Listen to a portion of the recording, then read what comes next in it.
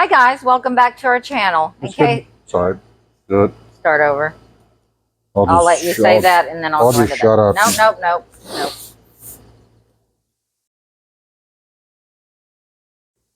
Hi guys, welcome back to our channel. It's good to have you back again. Good over. Hi guys, welcome back to our channel. Good to have you back again. In case you're new here, I'm Cheryl. And I'm Aaron. And we're Avery Street Design Studio. Right.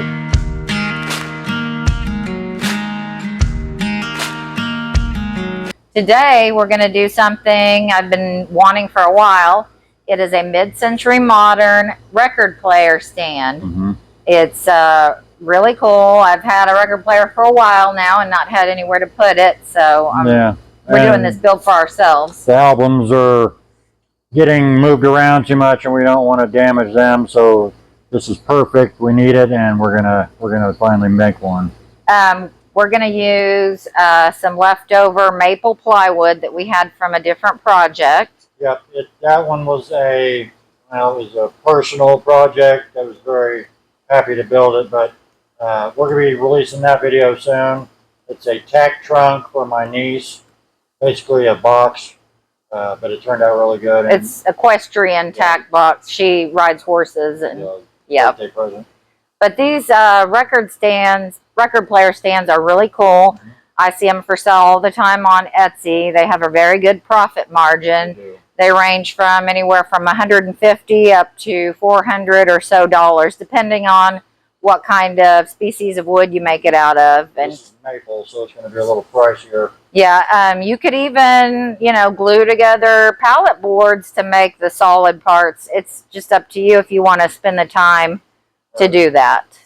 This one is going to be for any skill level, I think. There's not much to the stand. It's basically a box with legs, but this would be a great product, no matter what your skill level, to build and sell if you're interested. Record players are coming back, so yeah, this is a good place to get one. And I'm really super excited to finally have somewhere to put my record player and listen to some of my albums. So, and if you're starting a business or you have a business where you're building woodworking stuff, it never hurts to have more products in your lineup. So yes, this would be a good one to add to it. All right, well, let's get started. Right. So we're going to start with the partial sheet. It's not a full sheet. And we're going to cut out 15-inch wide strips, and then we're going to make those 30 inches long and 13 inches long. So we're going to cut the strips on the tabletop.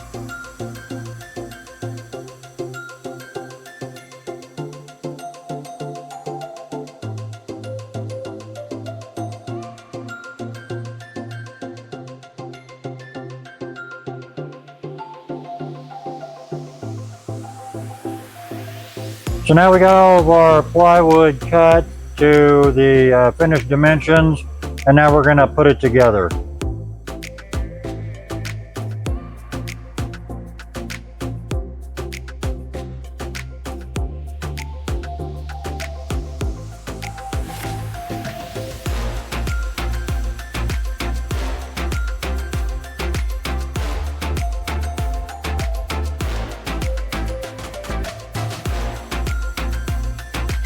The plans I'm using are for an open box, but looking at it, it doesn't seem like it's very sturdy.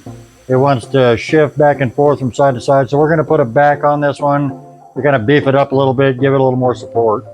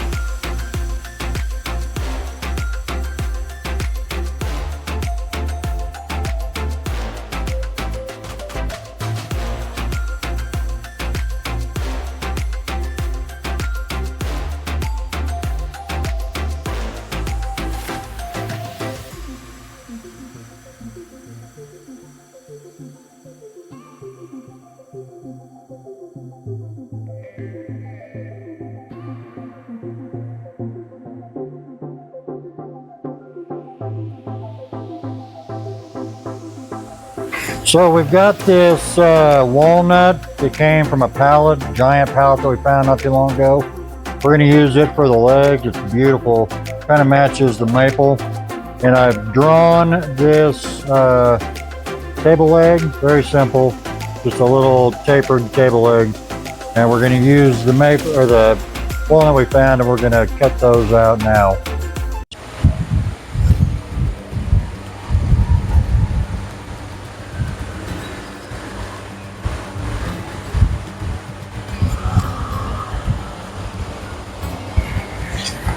See the outline, we're just going to miss all this torn up stuff that's on the wood. It'll be perfect.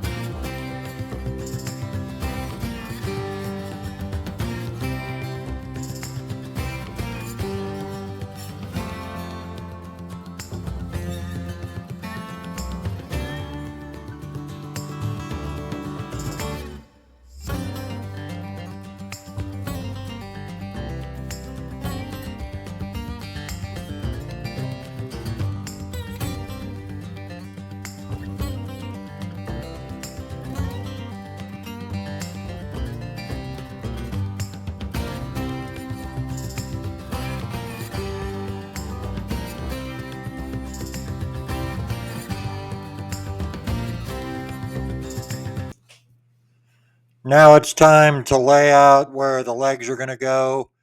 I start by lining up the edge of the side and the edge of the back with the bottom of the leg. We want them to have kind of a splayed out look, but not go beyond the outline of the cabinet. So I use a framing square to do that. Once I get the leg in the position I want it in, I draw a line around the outline of the leg where it meets the cabinet, and then I can start laying out where I want the screw holes to go.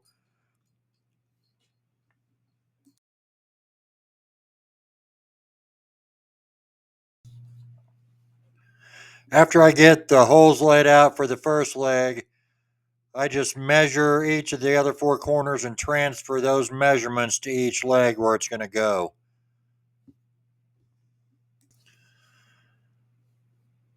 If your measurements are exact from the first leg to all the other remaining legs, your legs will be in exactly the same position on all four corners.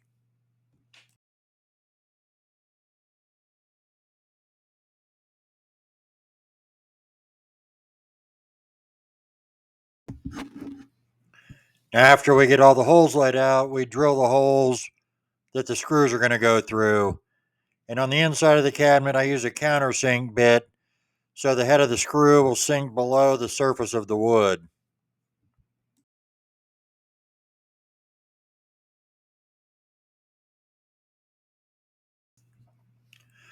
After all that's done, I take each individual leg and I line it up with the holes, and I drill a pilot hole through the cabinet into the leg so the leg doesn't split when I install the screws in them.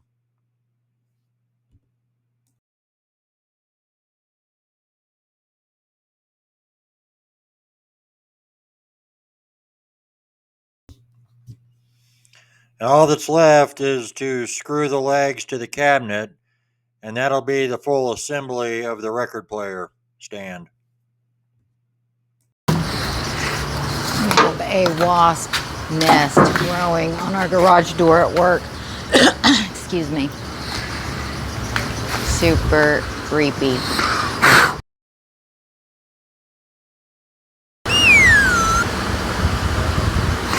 So we got it all put together. We got the legs put on. They turned out great.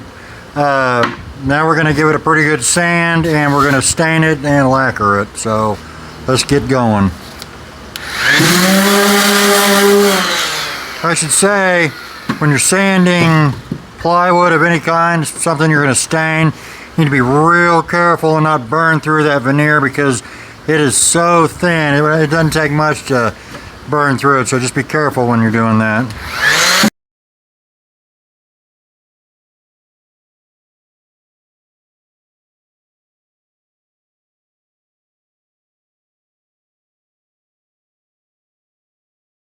Alright, we got her all sanded up really nice. It looks good.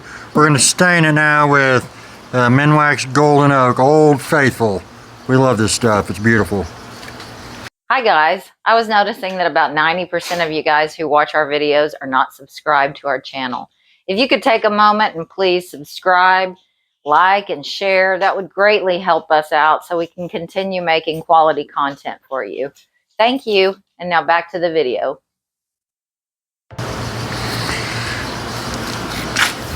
The majority of our furniture at home is golden oak, so why change? This stuff just looks really good on everything.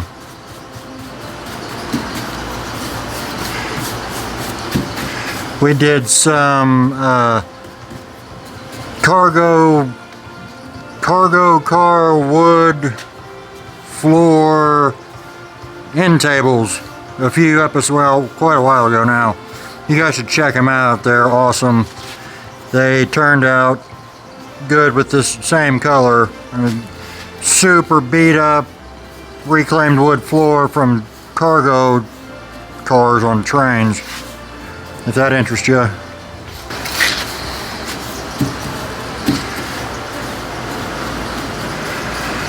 You won't see me stain with a brush very often.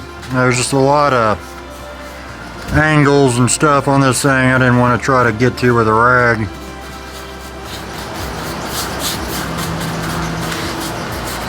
You don't have to clean up a rag, that's why I usually don't use a brush.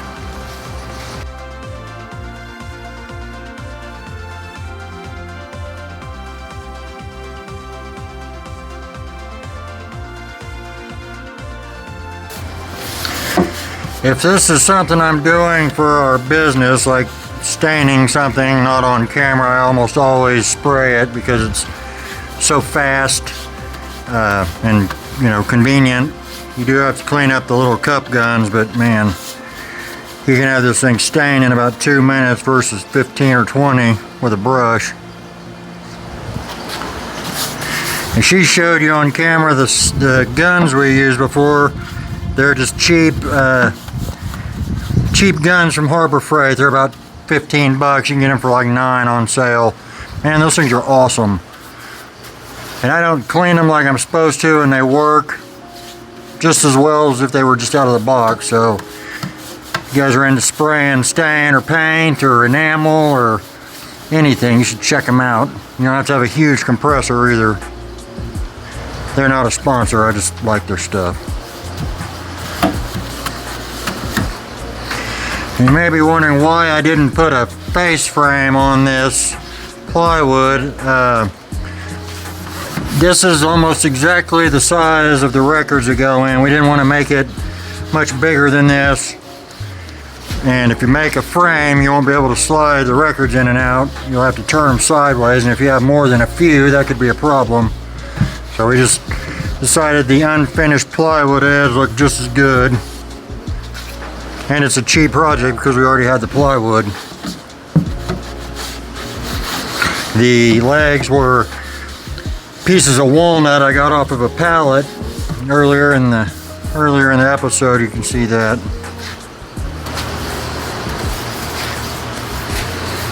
It really is a good looking color.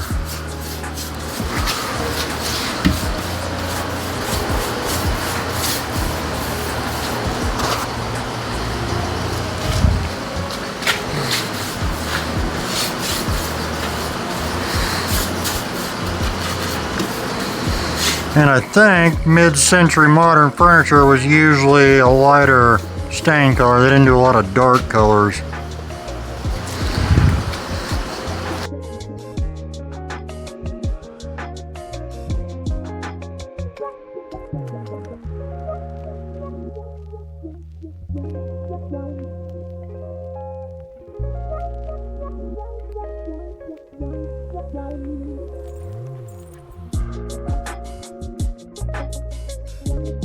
You'll see right here where the stain didn't really take so well. That's where I didn't get all the glue wiped off or sanded off, so I'm gonna go back and try to fix it without messing up the veneer too much. Just like I said, you gotta be real careful when you're sanding thin veneer stuff like that.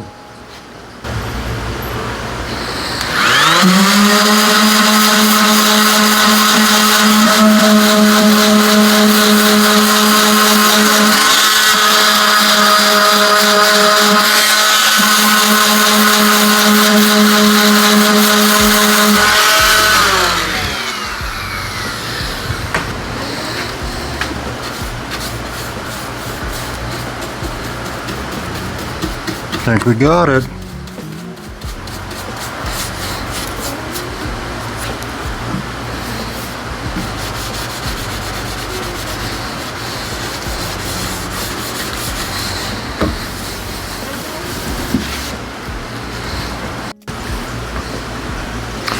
So the stain is dry on the record player holder. I'm going to spray the lacquer sealer on it, and then we'll spray the finish coat of lacquer. Like everything else, if you don't spray lacquer, you can use any kind of brushable clear coat, polyurethane, polyacrylic, which is the water-based polyurethane, sparthane, anything will work. This is just what we use, so I'm gonna spray that now.